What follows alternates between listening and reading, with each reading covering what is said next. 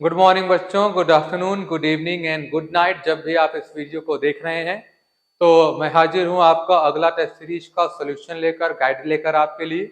और जहां तक मुझे उम्मीद है कि आप सारे एग्जाम को सिंसियरली विद डिसिप्लिन दे रहे हैं, बिकॉज यही वो एग्जाम है, छोटे छोटे वो ईंटें हैं जिन ईंटों से मिलकर आप वो मकान बनाएंगे जहां आप डॉक्टर बन सकते हैं। तो फिर हर एक टेस्ट को देना बेहद जरूरी है आपके लिए, इसकी इंपॉर्टेंस को समझिए। आइए जरा डिस्कस करते हैं आज का टेस्ट नंबर 16, जो कि उम्मीद है आपका अच्छा गया होगा।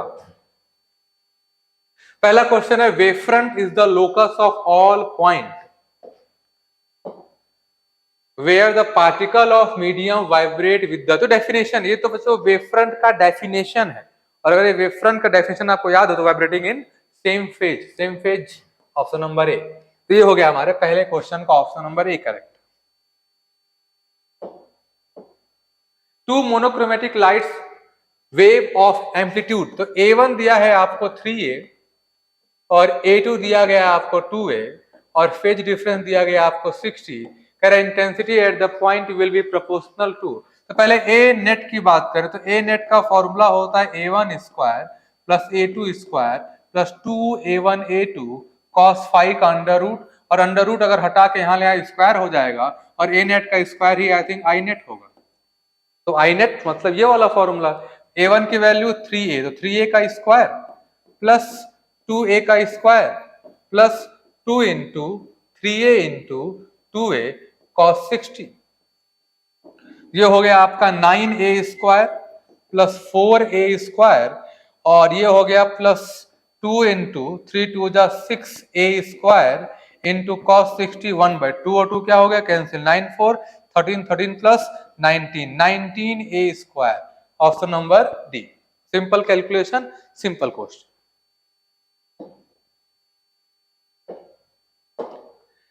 अ parallel beam of light of wavelength lambda, lambda दिया गया है आपको 600 एंगस्ट्रॉम, और sorry 6000 angstrom, gets diffracted by a single slit of width, width दिया गया है आपको A की value 0.3 millimetre.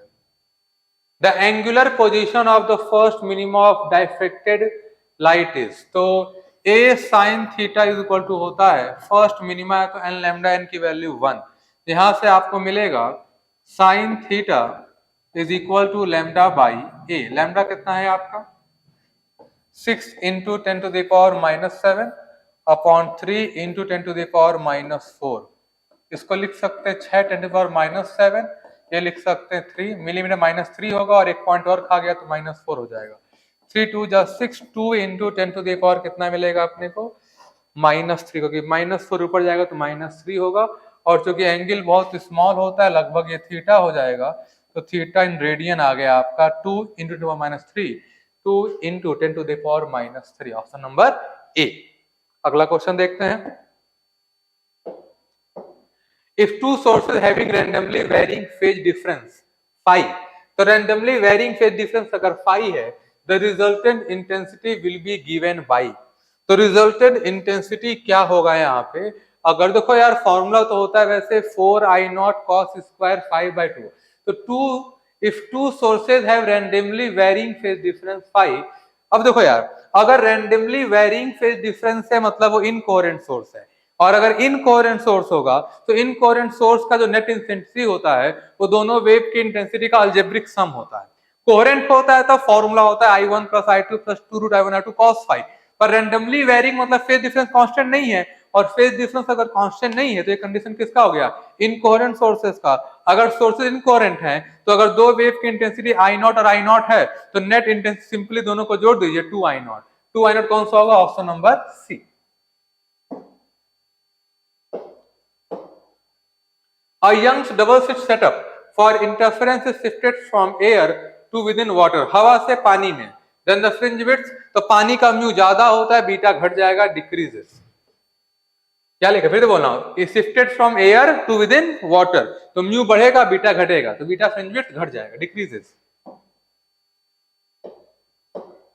In Young's double slit experiment, if d lambda represents the distance between इतना, then the bandwidth is inversely proportional to, band मतलब fringe, band मतलब fringe, क्योंकि उसे डार्क बैंड और व्हाइट बैंड, ब्राइट बैंड बुलाते, तो bandwidth मतलब fringe width, तो बीटा इनवर्सली प्रोपोर्शनल किसके होता है, लैम्डा के। Option number A. In double slit experiment, the two slits are separated by 1 millimeter and the screen is placed 1 meter away. तो small D दिया गया है 1 मिलीमीटर और कैपिटल डी दिया गया है 1 मीटर। फिर the fringe separation for blue green light of wavelength lambda दिया गया है। फ्रिंज सेपरेशन का मतलब है मिलीमीटर, मिलीमीटर और नैनोमीटर होगा, ये देख लेते हैं। तो बीटा इक्वल टू क्या होगा, लैम्डा डी बाई डी। तो 500 10⁻³ अगर मिलीमीटर लेके चला जाए और कैपिटल डी 1 अपॉन 10⁻³ तो कट जाएगा, तो आई थिंक बीटा 500 रह जाएगा।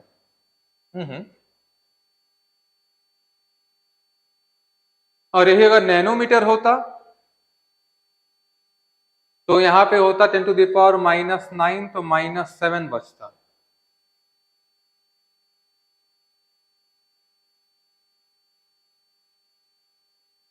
तो फ्रिंज सेपरेशन बीटा, बीटा आ गया है 500, तो इसको मैं लिख सकता हूं, ये 500 मीटर आया है, इसको मैं लिख सकता हूं 0.5 मिलीमीटर। ठीक है, मिलीमीटर ही दिया हुआ है, तो 500 को लिख 0.5 मिलीमीटर।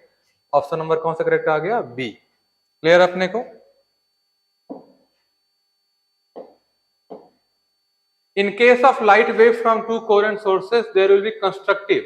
Constructive interference मतलब होता है if the path difference, तो constructive interference का path difference होता है n lambda।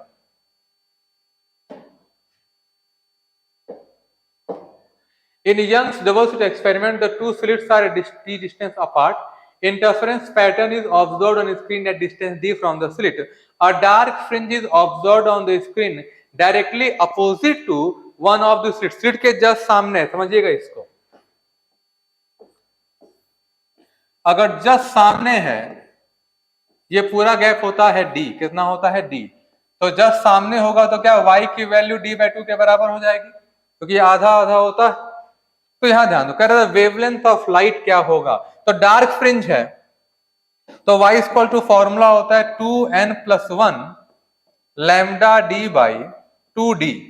ये होता है डार्क फ्रिंज के लिए उसकी पोजीशन, क्योंकि पहला है तो n की वैल्यू कितनी हो जाएगी 0, क्योंकि मैंने जो लिखवाया था अगर यहाँ प्लस है तो n की वैल्यू 0 से स्टार्ट होती है, फर्स्ट मिनिमा के लिए n 0 होगा। अगर यहाँ माइनस होता तो n की वैल्यू स्टार्ट होती 1 से, यानी पहला मिनिमा n1 होता। अब चूंकि मैंने प्लस लिखा है तो फिर मिनिमा के लिए n की वैल्यू कितनी होगी, 0 होगी। और y बराबर कितना आया है, y बराबर, ओके फिर से देखते हैं, ग्लिच इन द वीडियो। तो कह रहा है इंटरफेरेंस और dark fringe is observed on the screen directly opposite to one of the slit the wavelength of light. तो यहां समझिए, directly opposite to the slit का मतलब है जस्ट उसके सामने। ये पूरा गैपिंग कितना होता है, d, आधा कितना होगा, d/2। जस्ट सामने का मतलब है कि y की वैल्यू कितनी हो जाएगी, d/2। और फॉर मिनिमा y का फॉर्मूला क्या होता है, 2n+1 lambda d by 2d।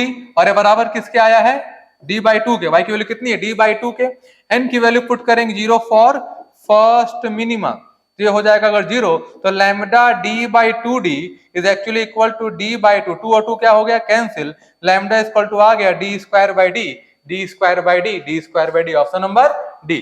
जब भी जस्ट सामने बोलेगा, front of one of the slit या opposite to one of the slit, इसका मतलब है कि y की वैल्यू कितनी हो जाती है, d/2।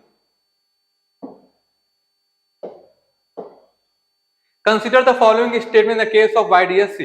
A slit S is necessary if we use an ordinary extended source of light. Yes, अगर extended source of एक है, n मतलब n, यहाँ एक सोर्स की इंपॉर्टेंस है, एक होगा, आगे दो छेद करेंगे तो फिर हमें कोहेरेंट बनना आसान होगा। दूसरा, a slit S is not needed if we use an ordinary but well collimated ray beam of light. Beam of, देखो यार, अगर कह रहा है कि अगर हम S की रिक्वायरमेंट नहीं है बट अगर हम कोलिमेटेड बीम, नहीं, देखो हमें एस की कोहेरेंट सोर्स पैदा करना है। कोहेरेंट सोर्स बहुत इंपॉर्टेंट है और बी वाले सेकंड वाले लाइन में कोहेरेंट सोर्स कभी ऑप्टेन होने वाला नहीं है। ये सोर्स होने का बहुत जरूरत है, एस का होने का बहुत इंपॉर्टेंट है। 3, a slit S is not needed if you use spatially coherent। देखो अगर पहले ही कोहेरेंट लाइट का इस्तेमाल कर लिया आपने तो फिर आपको किसी एस की रिक्वायरमेंट नहीं है, वरना कोहेरेंट अगर लाइट नहीं है, जैसे यहाँ कोहेरेंट ऑर्डिनरी लाइट है, तो फिर हमें यहाँ कोहेरेंट सोर्स बनाने के लिए एस की रिक्वायरमेंट होगी। तो दूसरा गलत हो गया, पहला और तीसरा सही हो गया, D. In Young's double slit experiment, the distance between the slit is half and the distance between slit and the screen is doubled. तो स्मॉल डी को आधा कर दिया गया, तो बीटा इक्वल होता है लैम्डा डी बाई डी। तो कह रहा है इसको डबल कर दिया गया और डिस्टेंस बिटवीन स्लिट को आधा कर दिया गया। 2 कहां जाएगा? ऊपर, 4 times. Diffraction of light was discovered by, जो भी नाम लो, गिरमाल्डी, फ्रांसिस्को करके कुछ नाम था, पूरा नाम इनका था। इन्होंने डिस्कवर किया डिफ्रेक्शन ऑफ लाइट। रट लीजिए, याद कर लीजिएगा। To observe diffraction the size of obstacle should be of the same order as wavelength. जितना छोटा होगा ना भाई ऑब्स्टिकल, उतना अच्छा डायफ्रेक्शन होगा, उतना आपको अच्छा देखने को मिलेगा। तो पहला option. Yellow light is used in a single slit diffraction experiment with slit width इतना। If yellow light is replaced by X-rays, देखो यार एक्सरे एक तो विजुअल रेंज में आता नहीं, कुछ नहीं दिखेगा, नो फ्रिंज पैटर्न, कोई फॉर्मेशन ही नहीं होगा, और इसकी फ्रीक्वेंसी, इसका फ्रीक्वेंसी इतना हाई होता है कि वेवलेंथ इतना स्मॉल हो जाएगा कि किसी तरह का फ्रिंज देखने को आपको मिलेगा ही नहीं, no diffraction pattern. In Fresnel's class of diffraction, the optical screen distance is small. Yes, finite दूरी पे होते हैं। The diffracted wavefront is considered spherical. Yes, क्योंकि हम उसे linear source लेके चल रहे हैं। No convex lens is used to focus the diffraction fringes. Finite दूरी पे जब भी होता है तो हमें lenses की, देखो जब infinite से लाइट आती है तो हमें लेंस की जरूरत पड़ती है। अगर सोर्स फाइनाइट पर है तो कभी लेंस की रिक्वायरमेंट नहीं होगी। All of the above is correct. तीनों स्टेटमेंट याद रखिएगा, फ्रेस्नेल डायफ्रेक्शन के लिए इंपॉर्टेंट है। When a thin transparent plate of thickness t and refractive index mu is placed in the path of one of the two interfering wave of light, the path difference between the two waves is। तो जब भी कोई thickness t का slit रख देते हैं, मैंने बताया था शिफ्टिंग होती है म्यू माइनस 1 टी के अबाउट, तो यही वो पार्ट डिफरेंस है जो शिफ्टिंग में रिक्वायरमेंट होता है। तो mu minus 1 into T, option number B. पिछले एग्जाम में भी एक सवाल ऐसा आया था, उम्मीद है क्लियर होगा। Intensity at center in YDS is I naught. If one slit is covered, then intensity at center will be I naught by 4। मैंने बताया था पिछले वीडियो में, इसका डिस्कशन किया था, वैसा ही सवाल है बिल्कुल। तो अगर दो स्लिट्स हैं तो फिर a square plus a square का होल स्क्वायर होगा इंटेंसिटी, और एक को कवर कर दिया तो बस a स्क्वायर का होल स्क्वायर होगा। इसका मतलब सिर्फ a का होल स्क्वायर होगा तो 1/4 हो जाता है। 1/4 मतलब I naught by 4। पिछले वीडियो में है, उसको जरूर देखिएगा, अगर देखा होगा तो फिर इसमें कोई दिक्कत नहीं होगी आपको। In Young's double slit experiment, when two light waves form third minima, intensity in YDSC में अगर दो लाइट थर्ड मिनिमा बना रहे हैं तो थर्ड मिनिमा के लिए फेज डिफरेंस याद रखिएगा। मिनिमा के लिए बाई 2 होता है, मैक्सिमा के लिए सिर्फ इंटीजर होता है ऊपर। तो यहाँ पे 5 लैम्डा बाई 2 कौन दिख रहा है अपने को? Phase difference, sorry phase difference बोला है 5/2 होगा और पाथ डिफरेंस बोला 5 लैम्डा बाई 2, थर्ड मिनिमा। तो अगर हम लोग इस्तेमाल कर रहे हैं 2n+1 फॉर्मूला यूज करना पड़ेगा, बिकॉज दो ऑप्शन से क्या दो करेक्ट हो जाए। तो 2n+1 लैम्डा बाई 2 होता है मिनिमा के लिए पाथ डिफरेंस। अगर यहाँ प्लस लिखा है तो थर्ड मिनिमा का मतलब हो गया n की वैल्यू 4, क्योंकि 0 पे नहीं, 0 पे 1 मिलता है, 1 पे 2 मिलता है, तो 2 पे 3 मिलेगा। थर्ड मिनिमा है तो n की वैल्यू हम यहाँ 2 पुट करेंगे, कितना आएगा? 2 2 जा 4 + 1 लैम्डा बाई 2 मतलब 5 लैम्डा बाई 2 डी वाला। फेज डिफरेंस देख लें तो फेज डिफरेंस होता है 2n+1 पाई, तो n की वैल्यू अगर 2 रखेंगे तो 2 2 जा 4 + 1 पाई, 4 सॉरी 5 पाई नहीं लिखा हुआ है, डी वाला करेक्ट हो गया। In Young's double slit experiment, the aperture screen distance is 2 meters. The fringe width is 1 millimeter. Light of 600 nanometer is used. If thin plate of glass of thickness 0.06 millimeter is placed over one of the slit, then there will be a lateral displacement of fringes by। तो fringe shift का formula क्या बताया था? d/d mu minus 1 into t। तो बताओ capital D की value कितनी दी है? 2 अपॉन स्मॉल d की वैल्यू कितनी दी है? फ्रिंज विड्थ नहीं दिया है तो फ्रिंज विड्थ के टर्म में लिख लेते हैं, इसमें याद ध्यान दीजिए। सॉरी फ्रिंज विड्थ दिया है ना, तो फ्रिंज विड्थ के टर्म में मैंने फॉर्मूला बताया था, क्या होता है हमारा? Beta by lambda mu minus 1 into T. Beta कितना 1 मिलीमीटर 10⁻³ और लैम्डा की वैल्यू 600 नैनोमीटर माइनस 7।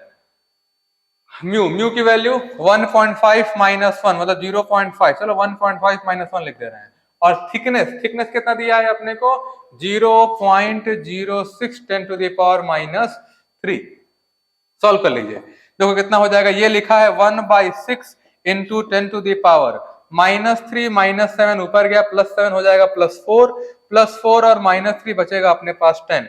ये लिखा है 0.5 मतलब 1/2 और 0.06 को मैं लिख सकता हूँ 6 इंटू 10⁻²।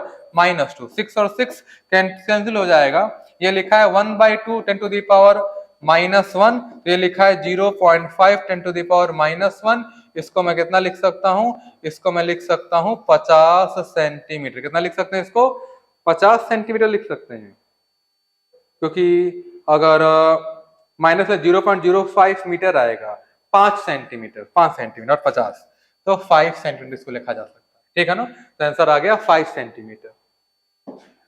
चलिए लास्ट क्वेश्चन देख लिया जाए, question number 20। If vacuum is created in the room where YDSC is performed then, तो वैक्यूम कर देंगे, म्यू घटा दिया तो फ्रिंज विड्थ क्या होगा, बढ़ जाएगा, ऑप्शन नंबर बी। तो ये भी एक बच्चों आपके लिए अच्छा पेपर था, अच्छा डिस्कशन हो गया। इसका डिस्कशन को प्रॉपरली देखेंगे, हर सवाल को अच्छे समझेंगे, जितने ये सवाल आप करेंगे उतना प्रैक्टिस आपका अच्छा होगा, चैप्टर उतना अच्छे से तैयार होगा। तो नेक्स्ट लेक्चर में या नेक्स्ट पेपर में अगला डिस्कशन करेंगे, तब तक एग्जाम देते रहिएगा, एब्सेंट मत होइएगा। चलो बच्चों, थैंक यू।